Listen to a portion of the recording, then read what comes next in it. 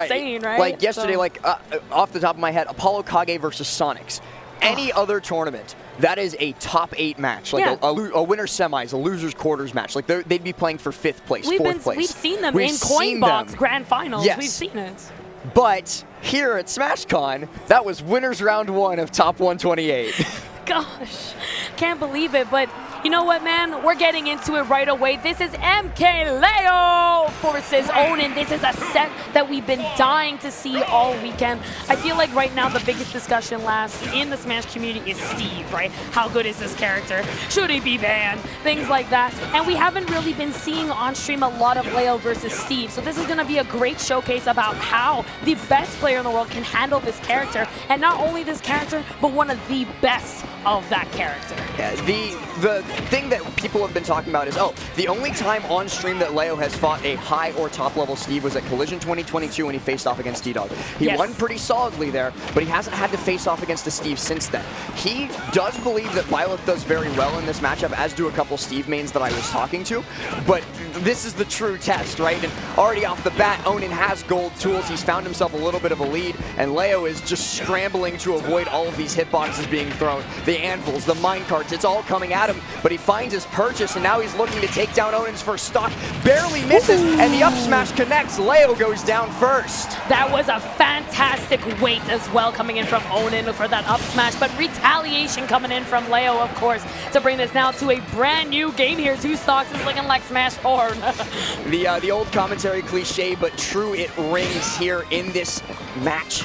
Good parry, but Onin's going to get caught by the up B bear. Not sweet spotted though, so Leo's not going to be able to get the setup that he wants, and as a result, Onin gets back up on stage with the diamonds. He's doing so much damage to Leo right now. He needs to reset neutral, and indeed he does. He gets away, finds the bear, finds the fair. Onin off stage, but he manages to weave right through. Whoa, that weave was insane, yo. You'd be looking like a true autopilot going in on the helicopters, bro. That was great. Now Onin building his wall once again. I love the way he sets it up right under that platform too to make it even harder for Leo to get in. You were talking about how Byleth has the tools to get in, but when it comes down to it, Byleth is quite slow. So it's going to be interesting to see how he can keep up the momentum. At the moment, great stage control, but misses the nair, falls out, and gets a back air. Onin now taking a nice lead at 85. The pickaxe breaks with that though, so Onin's going to have a little bit of difficulty finding much more on this stock, unless he can find space from Leo to craft up some more tools. He might not even need the pickaxe though, as with just a couple up tilts, Leo finds himself at 55. He might be on the verge of dropping this game soon, but he finds the up smash and brings us down to last stock. Now, Onin, he has a couple diamonds in the pocket. He's got the resources. He's going to craft up those tools, and the minecart also comes in. Leo, he's been on the back foot this whole time, something we're not used to seeing him as, but he goes for a strong F smash, just barely misses. The way that Leo can just come back, you know, this man never gives up, and that's why he is #1 on the current PGR. But that, it doesn't matter for Onin as he takes game 1 with that beautifully set up block into the fair, into the up air, into the up smash. Go ahead and take that game, Onin, as that was super, super critical to take.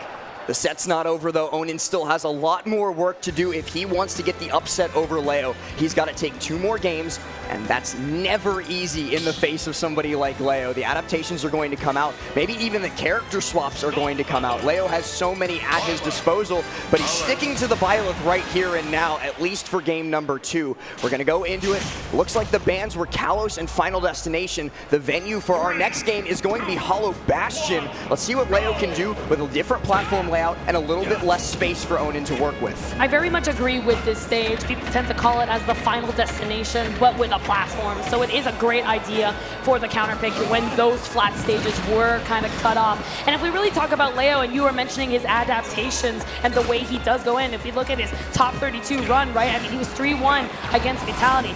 3-1 River, so he might drop that game, but now we're gonna see if he can do that continuous adaptation. So far though, last, not looking like it, taking 122 and taking a lot of hits, and even cornered with a 21% lead on the 3rd stock, man. Loses the stock there, but now he's off the Angel platform and finally doing some damage to Onin. This is the start that he needed, but Onin's able to reset, now just right back to mining. These resources are such a big problem for Leo to deal with. Onin not even being forced to make use of like stone or wood tools that much this game. He's almost always had iron, almost always had diamond throughout the set. And speak of the devil, the little jingle plays and he finds the diamonds. He does indeed, but you know what? He got a little bit of a good advantage. Still lives though, that minecart coming out to rescue him and stomps right on top of Leo with that down air.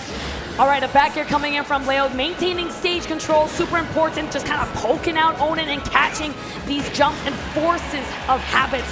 Coming back to the stage here, let's see if he can get this edge guard. He does with the F tilt, and now we're back to a brand new game. 55% extra credit, but not that much that Leo can just bring back. And there's nothing that he can do to stop Onin from getting that diamond tool. Sure, you can try and push him off, but you risk the reversal in that situation once the Angel platform invincibility runs out. And Leo gets caught by an F smash off the anvil. He's down at only 70%. This is so tough for him, especially with Onin building up 55 anytime he just vaguely wins neutral.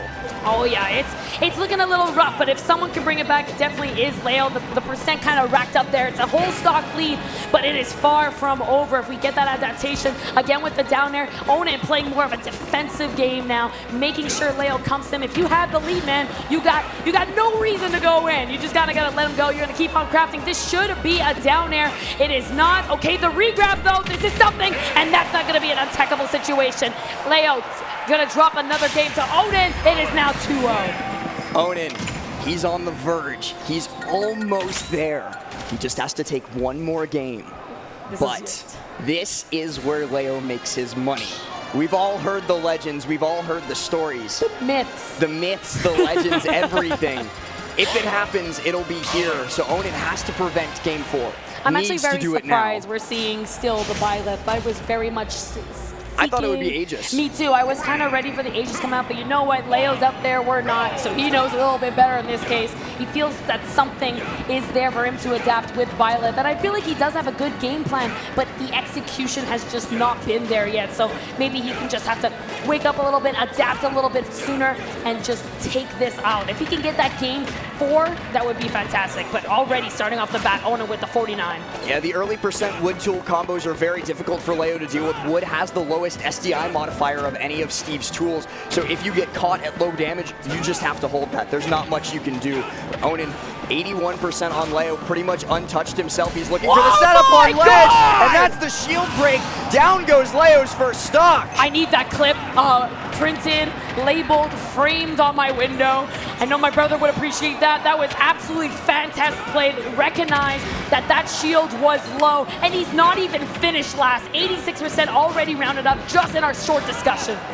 No signs of slowing down from Onin. He sets up on the ledge, tries for another one of those shield break setups with the TNT, but Leo's actually able to get around it this time. He's at 128% though, so Onin has to just breathe on him with diamond tools or with the anvil, and down he goes. Leo hasn't even gotten much of a hit, 22.6%. Are we on the verge of seeing our #1 3-stocked by this blocky menace? 3-stocked 3-0, is that a possibility? Leo's not gonna make it easy, but Onin playing fantastic, the best I've ever seen him play. He's definitely prepared for this match. He's really taking it in his notes. He wants this. He knows that if he takes this, it's the #1 seed. He will have that bracket, and not to say it won't be any easier, but he is gonna go ahead and take it. 3-0, 3-stock.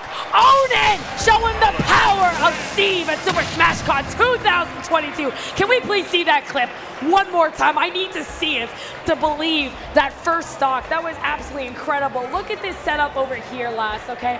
You get over here, little bit. Look at the way that the block gets a little weak. This is you know, some bricks here, and then look at that. The shield comes out. That part doesn't break, but that back air really did settle it. And then the second hit of the down air, when it did land on the stage, made sure it was done, and that was the start of the chaos. Like, I need to see that.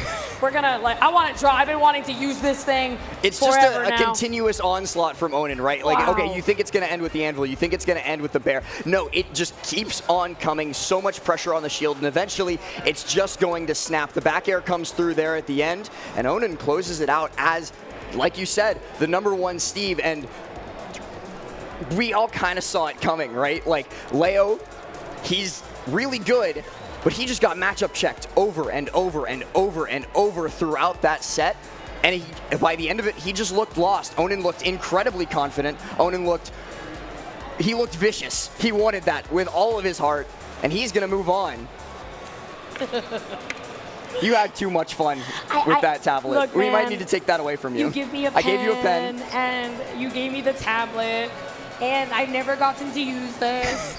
And then I realized it was off.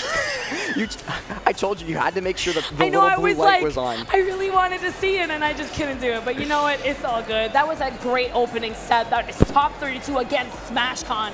To let you guys know that even right, number we're not one even in lose. top 8 yet. That wasn't even winner's quarters. That was round 1 of top 32. That and it's like, this tough already. That looked like something you would have seen in Grands, you know, just the way that Onin was playing there was amazing. So, you know what he had? He had some cup noodles, man. That's what he had. That's what